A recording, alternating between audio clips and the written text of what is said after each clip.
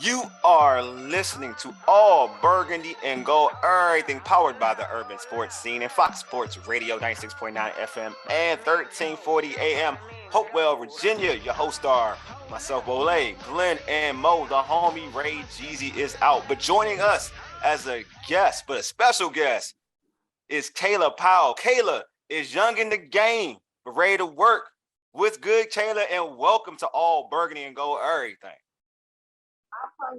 Let's talk about these Commanders. I'm ready. I'm just ready. So much people say ready? I'm ready. Yeah. Kayla, you are a Commanders fan, right? Yeah, I'm a Washington fan. I've been a Washington fan since 7. Eat, sleep, breathe the game. From the offensive line to defensive line to the coaches. Like, it doesn't matter. I'm gonna forever be a fan, no matter who comes, who goes. I love it. We love to hear it, man. While y'all out there, subscribe to our podcast on Spotify, Stitcher, iTunes, Google Podcasts. Search All Burgundy and Gold, Errrything. Also, tweet us at ABG Errrything and hit us up on IG at ABG Errrything. And like our All Burgundy and Gold Errrything Facebook page. Make sure y'all subscribe to All Burgundy and Gold Errrything YouTube channel as well. All right, man. It's time for the pregame. Here's what we have on tap. We'll talk about the Washington Commanders running back Brian Robinson being shot during carjacking and the Commanders cutting their roster down to 53. Final 53, baby. You know it. So, biggest news that came out for the organization this weekend, which should have been solely football. I know, right? Was the tragic events that happened on I believe it was Sunday. It was Sunday.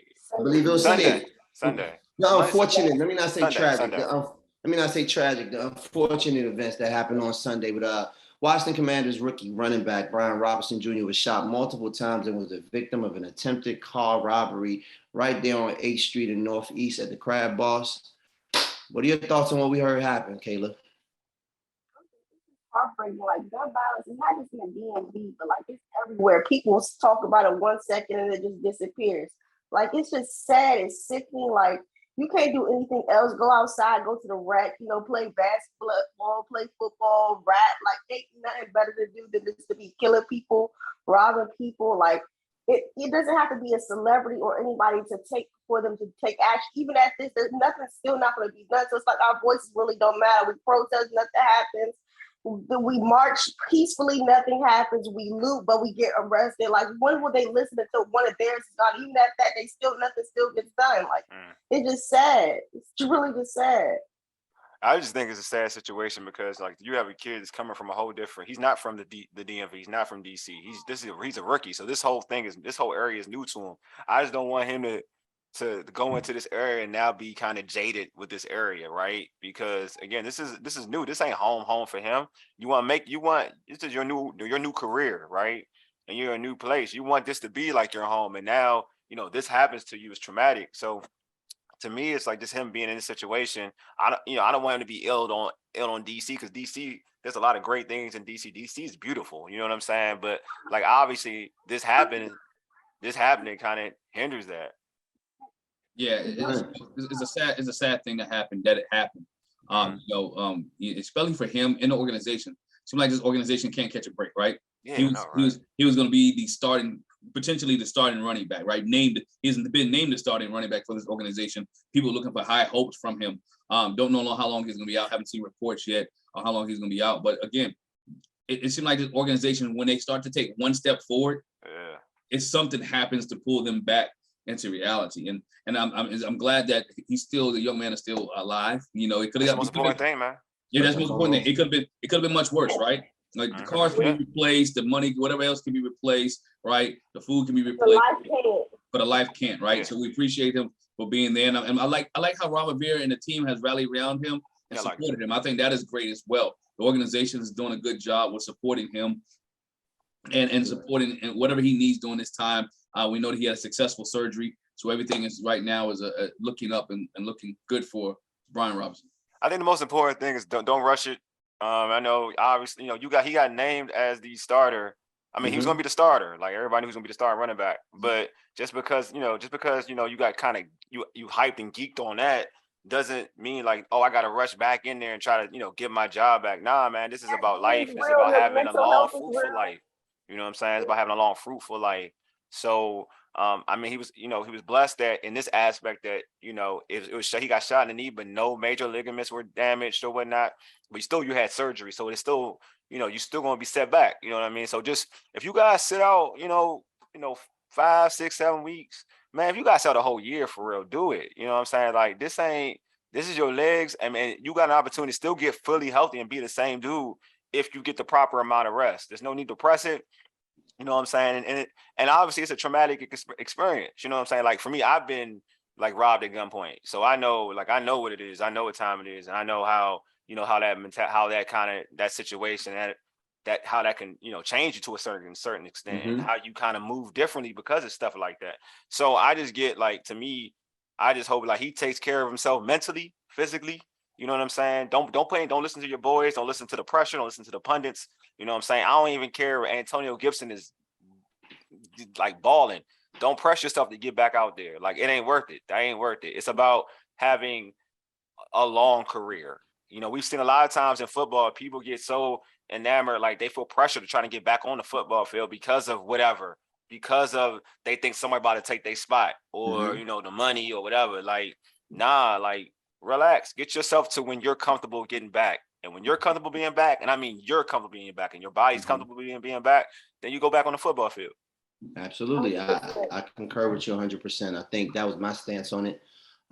Early on when they said it wasn't fatal and they said it wasn't like a major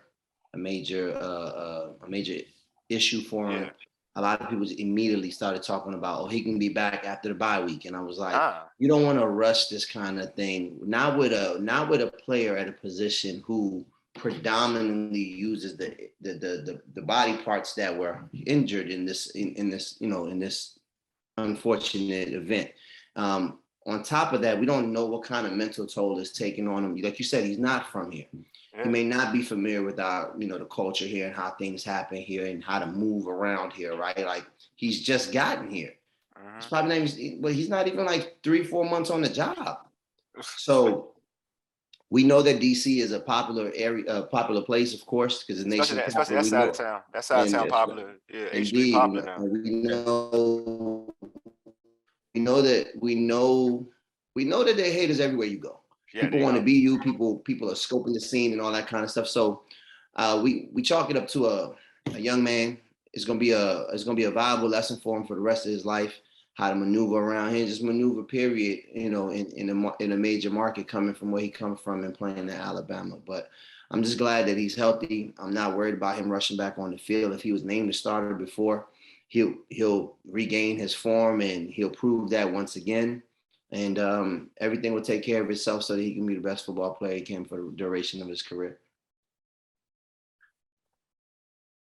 Kayla, want to take it to the next topic, Kayla? Okay, so now we can talk about these. Today was the cut day, so all teams went to their final 53 rosters. Anybody surprise y'all? For me, Jared Patterson was the biggest surprise. And Danny Johnson really didn't prove too much in preseason. He had a splash or two in training camp, but as a veteran that keeps being brought back, you got to show something at some point. Like, you can't be given so many chances. Also, Wes Martin, they just brought him back, even though they liked him. Ron said they liked him in the past leadership. He may not want to be on the practice squad. He may want to pick up that, but that was a good depth piece that they made. Not really good depth piece, but depth is always good to have, and definitely with offensive line. But with Jared Patterson, I thought he was my biggest surprise cut because one, he has position flex, which is preached all the time. He can run kicks back, and also he's a different type of running back. His size may have gotten to him. He had a solid preseason. I don't believe he will end up on our practice squads. I think somebody else will claim him on their waivers. But I think Jonathan Williams, that was a tight battle. But I think I like him more because he can do more than what Williams can do. But Williams, it's not like Brian Robinson, but their style is similar. And Williams like runs hard. Like his side, like he's just a little bit taller. That's about it. Yeah, I'm with you about Patterson. I think that's what got me. I thought his last So I like Williams. I did like Williams prior. If you listen to the show, like folks listen to the show, this is the first preseason game. I was highly impressed with Williams. His first couple games. I like how he runs, but due to what happened to Brian Robinson, I was like, okay, like you probably wouldn't want to keep Jared Patterson around. I thought Jared Patterson's last preseason game kind of helped him out. That's my opinion. I thought he balled against Baltimore. I thought he was effective, and especially knowing that now that you're gonna have to move things around with what happened to Robinson. You're gonna have probably Antonio Gibson was gonna be a kickoff returner, punt returner. Now he's gonna be the number one back. Then you need a returner, and Jared Patterson did a lot of that. We saw him do that preseason last year, and you saw that that's something they kind of liked him doing. So I thought that that would keep him on the team and keep him having another slot to play special teams, be a returner. So I was just surprised he was cut. I know a lot of people were surprised that Danny Johnson was cut. I wasn't surprised he was getting torched all preseason. Then you look at, Khalid Hudson, people were like surprised at that. I'm gonna say this again. I'm a Michigan fan, so I know he ain't the one. I've seen him play. He ain't the one. I've seen him play in college. I seen him play against Ohio State, and that's how I judge ballers. When you play against Ohio State and you don't do nothing, and you in Michigan, you ain't the one.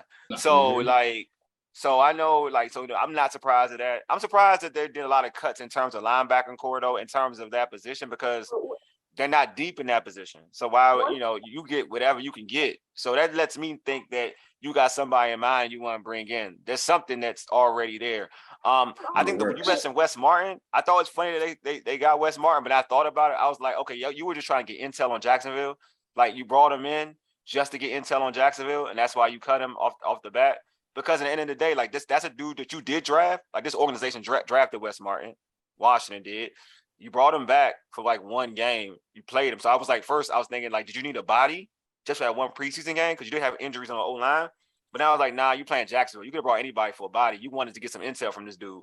You know what I'm saying? So now, and you hoping that he can make the practice squad, because that's what Rivera's saying. Like, hopefully he can put him on the practice squad, which I think that's kind of slim, because there's some teams that are going to need some depth at guard, and he can play guard, not as an all-pro level, but decent enough to be serviceable as a backup guard. So I was surprised at that. I was definitely surprised at that.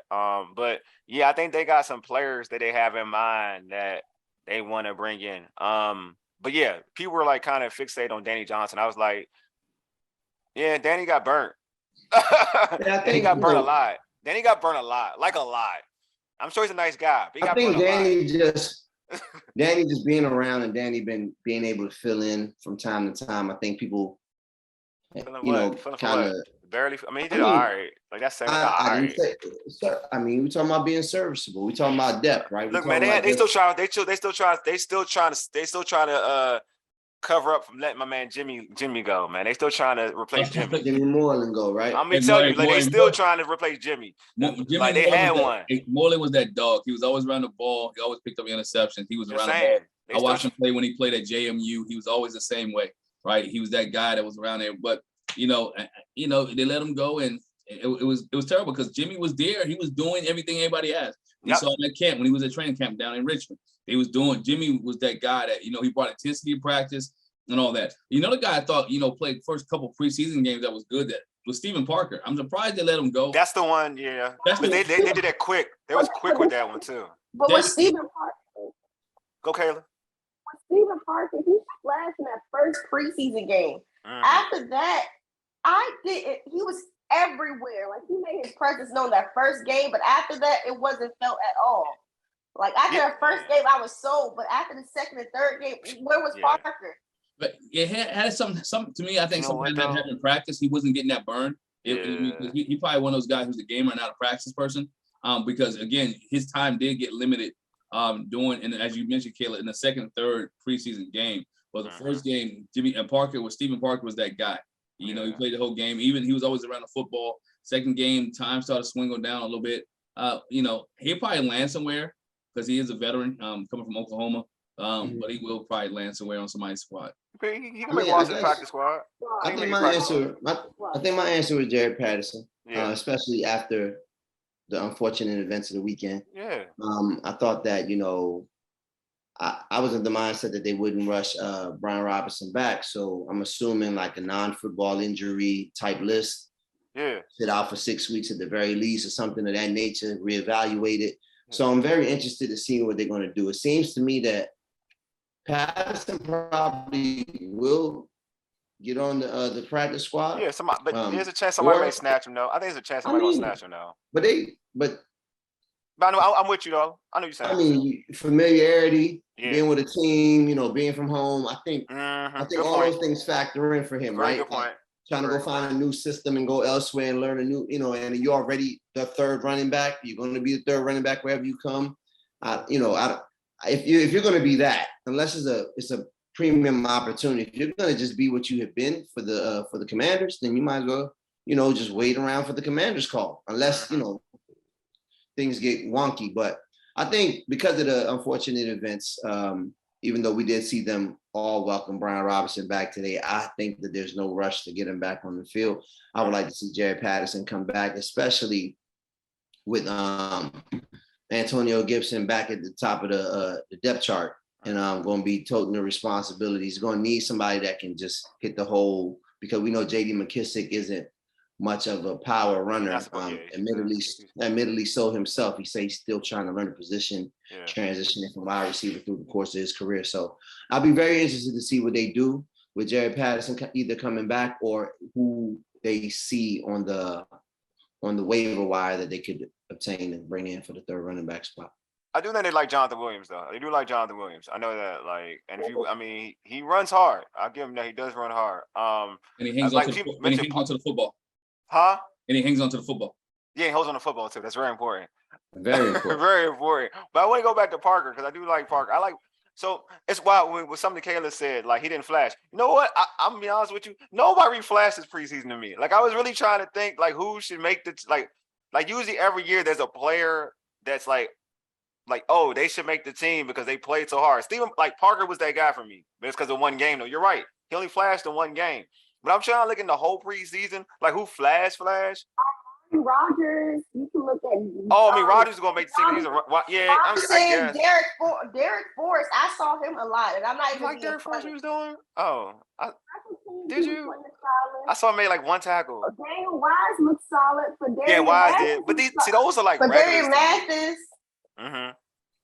But they rookies, though. I feel like they have jobs, though. They have a job. Like, they're going to get a job. Like, they going to get a job. Like, I mean, like, the dudes who ain't going to get a job. Like, I usually, like, you look at a player, I was like.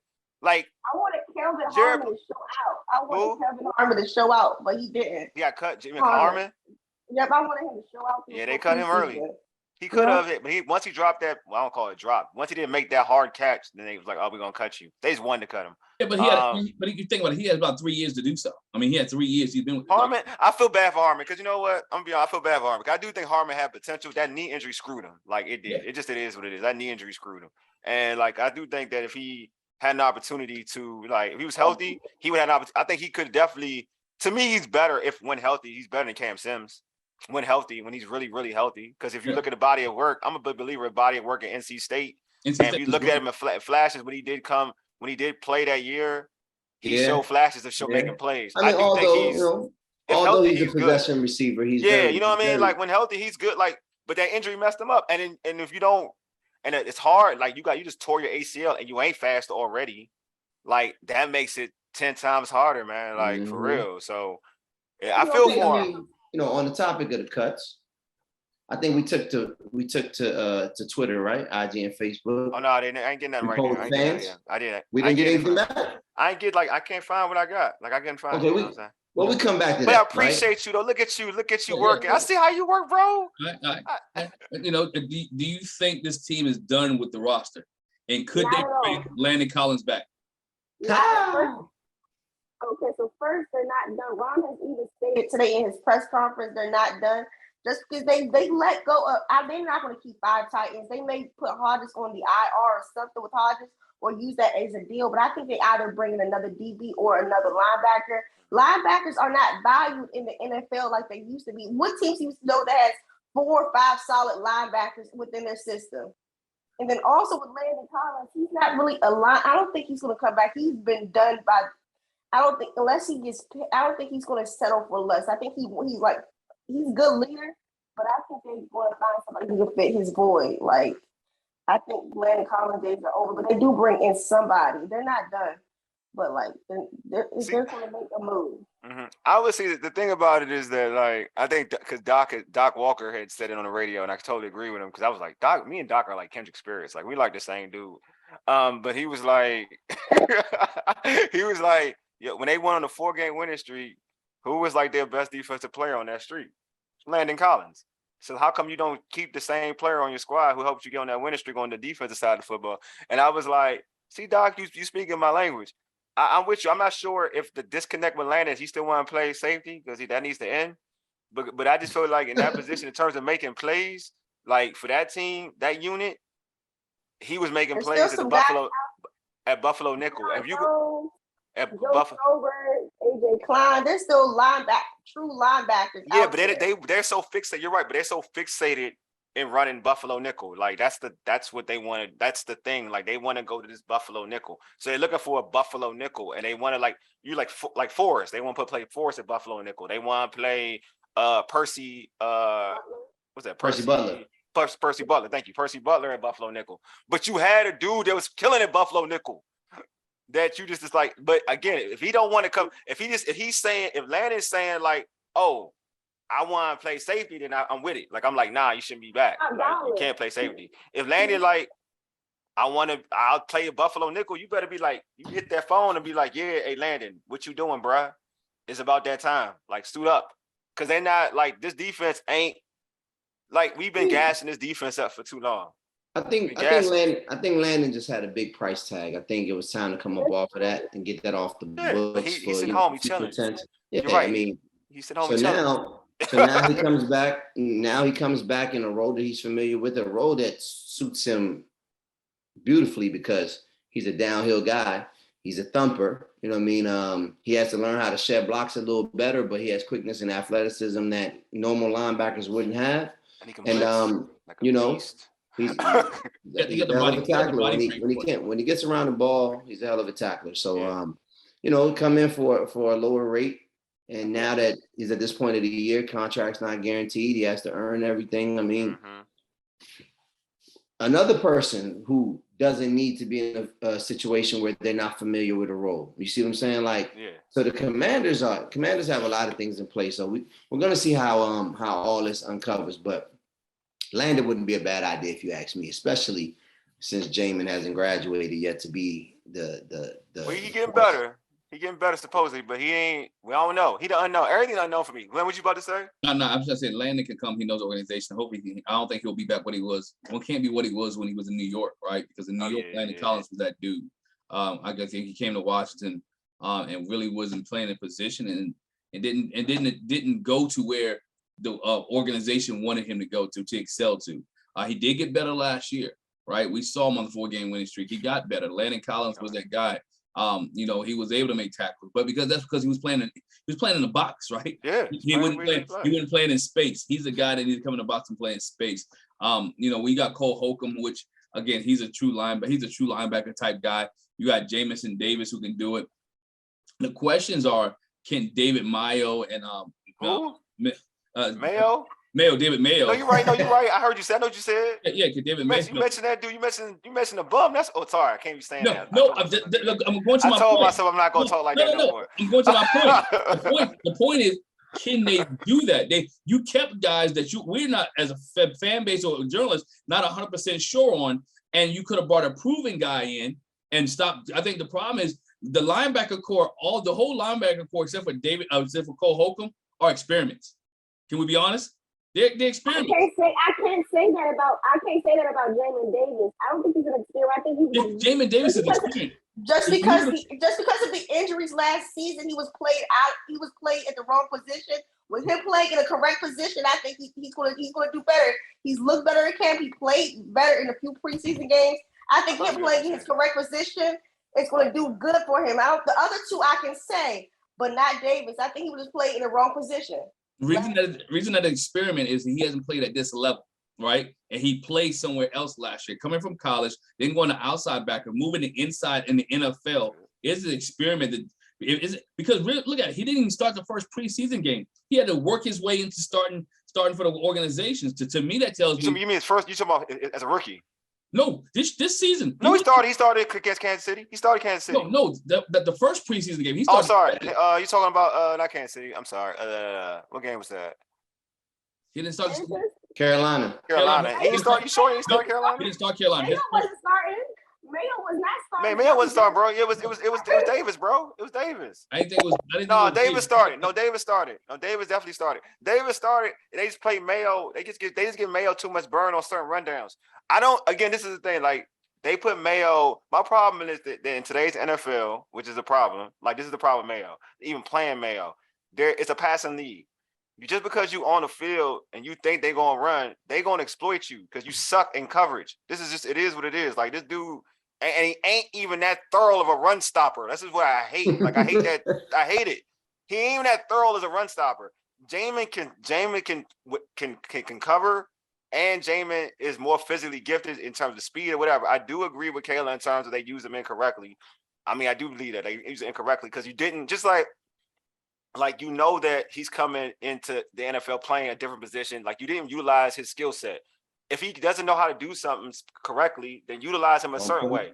You know what I'm saying? Like I said, Mo, what did I say about Mike? I didn't say, what did I say about how Dallas used Micah Parsons? Micah Parsons is a beast. I'm not saying they're the same player, but look how Dallas used him. Dallas wasn't going to be like, Micah, we're going to have you cover all the time. Well, no, Dallas like, we're going to have you rush the passer too. Like there's so much you can do. You know what I mean? Like we're not going to just put you in a box and say, just do this. We're going to utilize all your skill set. You can't say that Washington did that with Jamin.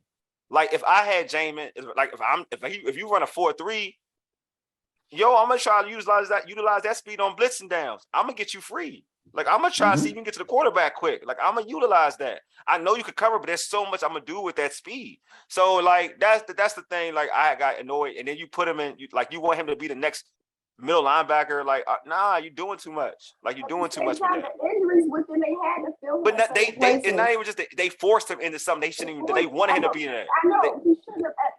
A lot of players were placed in the wrong. Yeah, like that's the problem. And but I think Jamin. I think every folks will get a real indication of who Jamin is this season, because now it's like they're not saying, oh, we're gonna play this person over you. We're gonna like this is what you're gonna get the real Jamin, but. I do think that linebacker is a concern, but that's because this is what you showed me. Like this is what this coaching staff has shown me. I don't typically blame the players.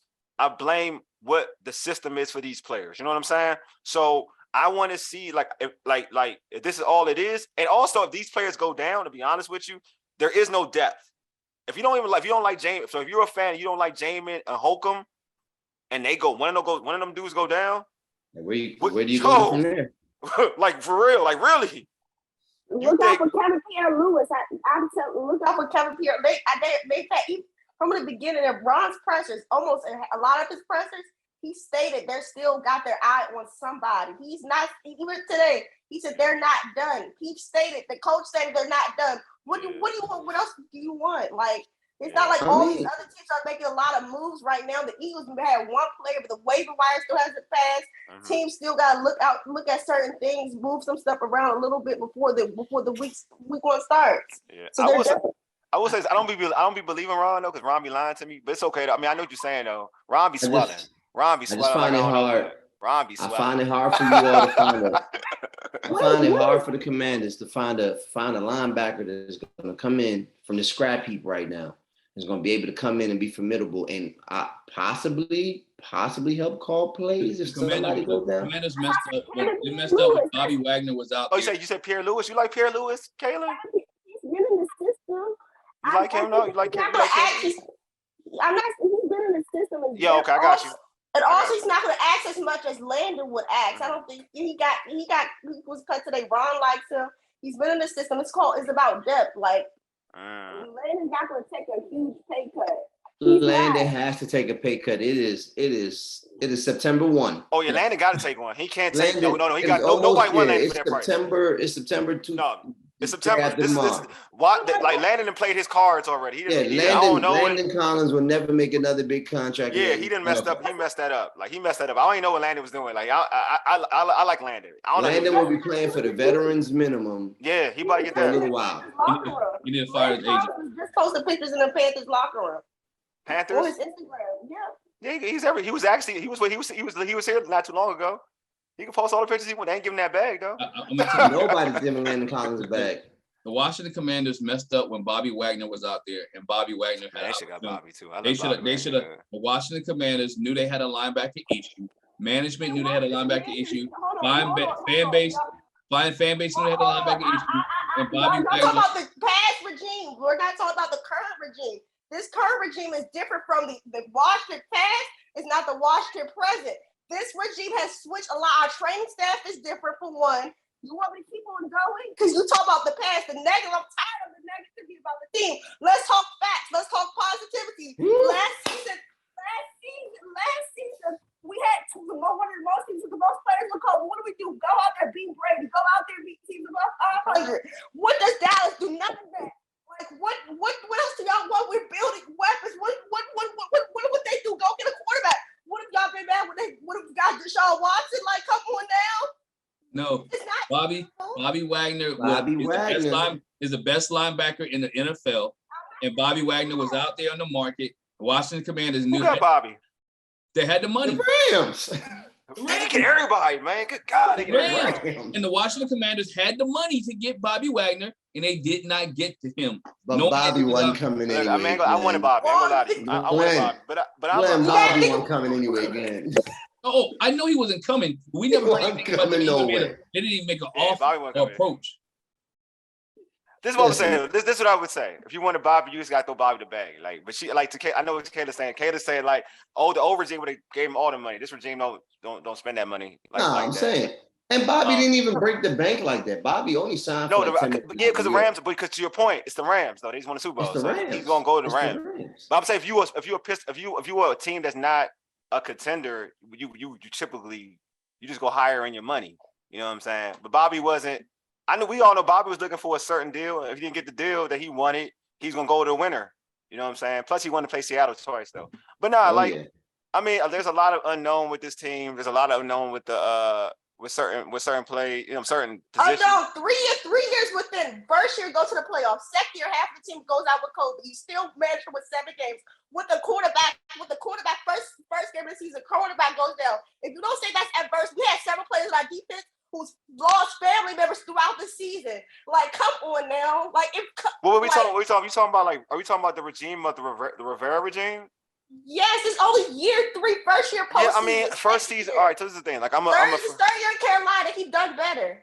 No, I mean, I'm a big believer in progression in any program you run, coaching or whatever. Like, so it's not always about your records, about how you do within the season, how your certain positions or your whatever is. Like, your certain, like your offense, your defense, everything's together when we talk about progression on the squad.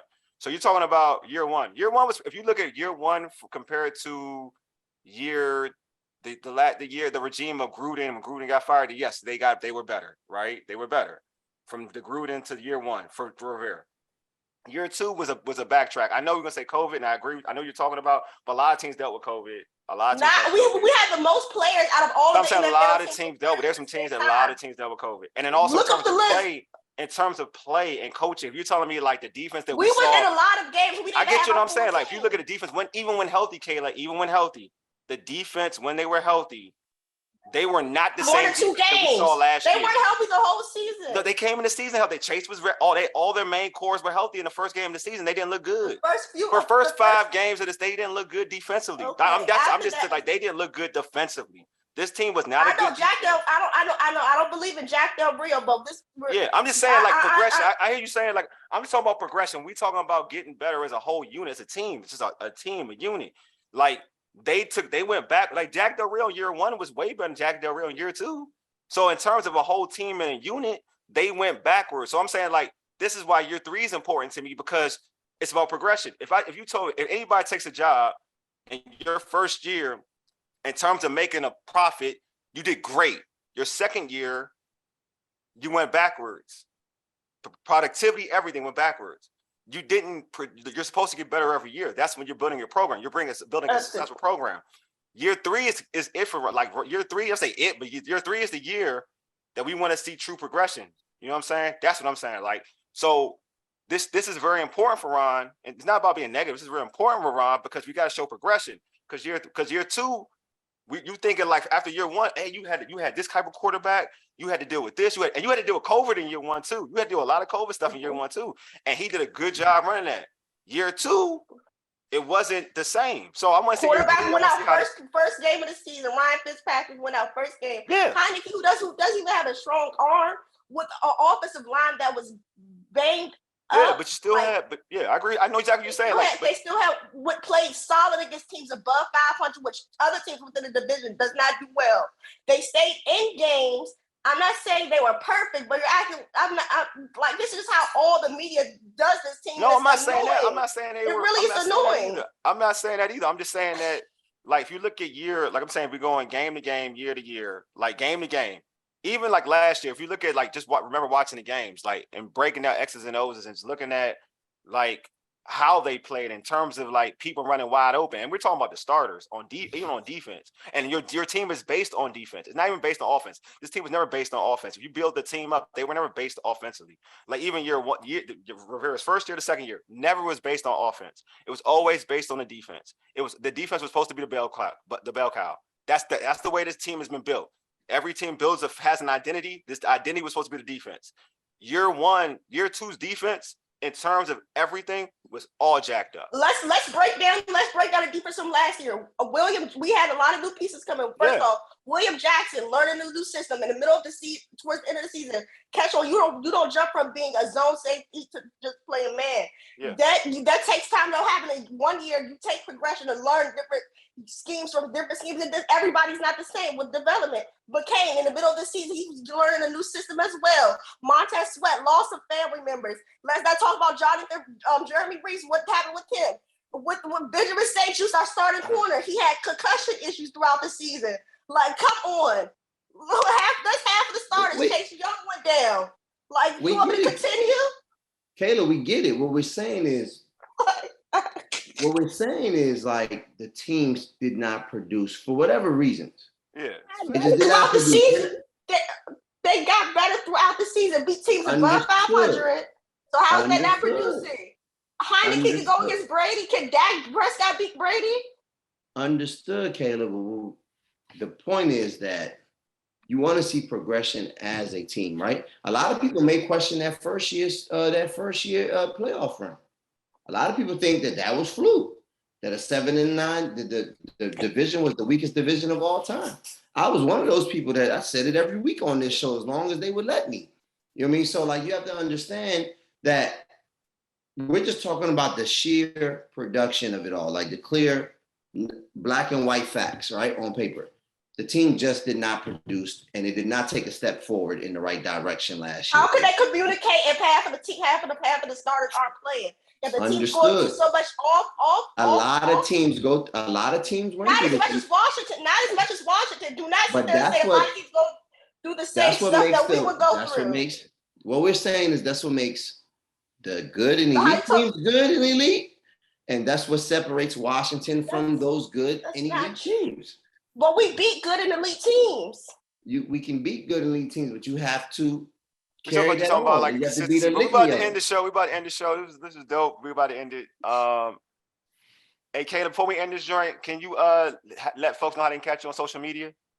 Okay, so every Monday through Friday, Burgundy Infantry on Twitter. Then also I'm on the with Red Zone in the Lab Mondays and Fridays. And also I do another show. It's going to be Mondays through Fridays, and that's going to be the Shakedown DMV. Talk about Ravens, Commanders, and Ravens. Catch me on all platforms, basically Twitter and YouTube. Kayla Powell 0922. That's about it. Tell my man DH I said what's up. That's my guy. I got you. That's my guy. Hey, subscribe to our podcast on Spotify, Stitcher, iTunes, and Google Podcasts. Just search all Burgundy and Go Errrything. Also tweet us at ABG_Errrything. Hit us up on IG at ABG_Errrything, and like our All Burgundy and Go Errrything Facebook page. Make sure you subscribe to our All Burgundy and Go Errrything YouTube channel as well. Hit some likes. Subscribe first. Hit some likes. Hit a bunch of likes. Therefore, I'm all about that algorithm. Like I've gotten real scientific with the YouTube thing, so I want the algorithm. I want the videos to pop up, just to populate, just randomly. All right. Anyway, appreciate everybody for tuning in. Appreciate Kayla for being on. Anyway, you've been listening to All Burgundy and Go Everything, powered by the Urban Sports Scene and Fox Sports Radio, 96.9 FM and 1340 AM. Hopewell, Virginia, 4 ages. You dig? Deuces. A Mega. Do me a favor, homie. Get us out.